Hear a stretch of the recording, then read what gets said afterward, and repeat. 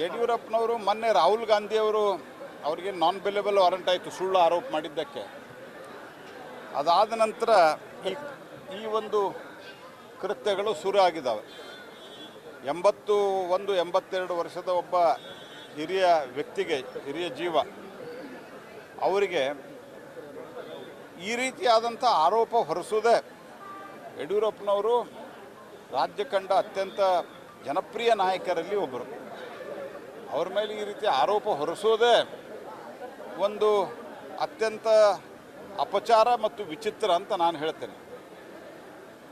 ಇದರ ಜೊತೆಗೆ ಇತ್ತೀಚೆಗೇನೋ ನಾಗೇಂದ್ರ ಅವರು ರಾಜೀನಾಮೆ ಕೊಡಬೇಕಾಗಿತ್ತು, ಅದೆಲ್ಲ ಸಿದ್ದರಾಮಯ್ಯನವರು ಬುಡಕ್ಕೂ ಬಂದು ಹತ್ತದನ್ನುವಂಥ ಕಾರಣಕ್ಕಾಗಿ ಇಶ್ಯೂ ಡೈವರ್ಟ್ ಮಾಡಬೇಕನ್ನೋ ಕಾರಣಕ್ಕಾಗಿ ಮತ್ತು ಸೇಡು ತೀರಿಸಿಕೊಳ್ಳುವ ಸಂಬಂಧ ಯಡಿಯೂರಪ್ಪನವ್ರ ಮೇಲೆ ಸ್ವತಃ ಸರ್ಕಾರವೇ ಹೋಗಿ ನೀವು ಅವರ ಅರೆಸ್ಟಿಗೆ ಆದೇಶ ಕೊಡಿ ಅಂಥೇಳಿ ಕೋರ್ಟ್ನಲ್ಲಿ ಪ್ರಸ್ತುತಪಡಿಸಿ ಆದೇಶವನ್ನು ತೆಗೆದುಕೊಂಡಿದೆ.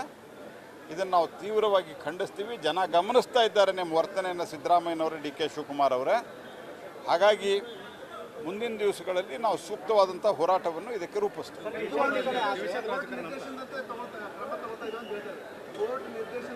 ಕೋರ್ಟ್ನಲ್ಲಿ ಇವರು ರಿಕ್ವೆಸ್ಟ್ ಮಾಡಿದ್ದಾರೆ, ಸ್ಪೆಷಲ್ ಪಬ್ಲಿಕ್ ಪ್ರಾಸಿಕ್ಯೂಟರ್ ಹೋಗಿ ಅವ್ರ ಮೇಲೆ ನೀವು ವಾರಂಟ್ ಹೊರಡಿಸ್ರಿ, ನಾವು ಬಂಧಿಸಬೇಕಾಗಿದೆ. 1 ದಿವಸ ಟೈಮ್ ಕೊಟ್ಟು ಅವ್ರನ್ನ ಎನ್ಕ್ವೈರಿ ಕರೆದಿದ್ದಾರೆ. ಅವರು ಸಮಯ ಕೇಳಿದ್ದಾರೆ.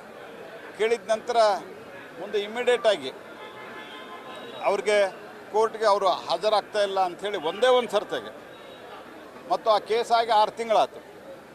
ಇದೇ ಗೃಹ ಮಂತ್ರಿಗಳು ಅವರು 50-60 ಜನರ ಮೇಲೆ ಕಂಪ್ಲೇಂಟ್ ಕೊಟ್ಟಿದ್ದಾರೆ, ಪೊಲೀಸ್ ಆಫೀಸರ್ ಮೇಲೆ ಕಂಪ್ಲೇಂಟ್ ಕೊಟ್ಟಿದ್ದಾರೆ ಅಂತೆಲ್ಲ. ನಡಿ ಈಗ ಶುರು ಮಾಡೋಣ. ಕೇಸರಿಯಿಂದ ಮನೋಲ್ಲಾಸ ಮನಸ್ಸು ಮತ್ತೇರಿ ಕುಣಿದಾಡಿದೆ ನೋಡು, ಮನಸ್ಸು ಮತ್ತೇರಿ ಕುಣಿದಾಡಿದೆ ನೋಡು. ಕ್ಷಣ ಕ್ಷಣವೂ ಆಚರಿಸಿ ಕೇಸರಿ ಹಬ್ಬ. ವಿಮಲ್ ಬಾಯಲ್ಲಿ ಹೇಳಿ ಕೇಸರಿ. ಮತ್ತು ಇದರಲ್ಲಿ ಸತ್ಯಾಂಶ ಇದೆ ಎಂದು ನನಗೆ ಅನಿಸಲ್ಲ ಅನ್ನುವಂಥ ಮಾತನ್ನು ಸದ್ಯದ ಗೃಹ ಮಂತ್ರಿಗಳು, ಅವತ್ತಿನ ಗೃಹ ಮಂತ್ರಿಗಳು 3-4 ತಿಂಗಳ ಹಿಂದೆ ಸ್ಟೇಟ್ಮೆಂಟ್ ಕೊಟ್ಟಿದ್ರು. ಇವತ್ತು ಹೋಗಿ ಕೋರ್ಟ್ನಲ್ಲಿ ನೀವು ನಾನ್ ಬೆಲೆಬಲ್ ವಾರಂಟ್ ಹೊರಡಿಸ್ರಿ ಅಂತ ಸರ್ಕಾರ ಕೇಳ್ತದೆ ಅಂದರೆ, ಒಂದು ಪಬ್ಲಿಕ್ ಪ್ರಾಸಿಕ್ಯೂಟರ್ ರಿಕ್ವೆಸ್ಟ್ ಮೇಲೆಗೆ ಅದನ್ನು ಹೊರಡಿಸಿದ್ದಾರೆ. ಹೀಗಾಗಿ ಸರ್ಕಾರದ್ದೇ ಪಾತ್ರ ಇದೆ. ಸರ್ಕಾರ ದ್ವೇಷದ ರಾಜಕಾರಣ ಮಾಡ್ತಾಯಿದೆ. ಇದರಿಂದ ಭಾರತೀಯ ಜನತಾ ಪಾರ್ಟಿ ಮತ್ತು ಯಡಿಯೂರಪ್ಪನವ್ರನ್ನ ತುಳಿಬೋದು ಅಂತ ನೀವು ಭಾವಿಸಿದರೆ ನಾವು ಪುನಃ ಪುಟದು ಹೇಳ್ತೀವಿ. ನಿಮಗೆ ಜನ ಮೊನ್ನೆ ಪಾಠ ಕಲಿಸಿದ್ದಾರೆ. ಯಾಕಂದರೆ ಭಾಳ ದೊಡ್ಡ ಮಾತನಾಡಿ ಕೊನೆಗೆ 9 ಸೀಟಿಗೆ ನೀವು ಸಮಾಧಾನ ಪಟ್ಟುಕೊಳ್ಳುವಂಥ ಸ್ಥಿತಿ ಇದೆ.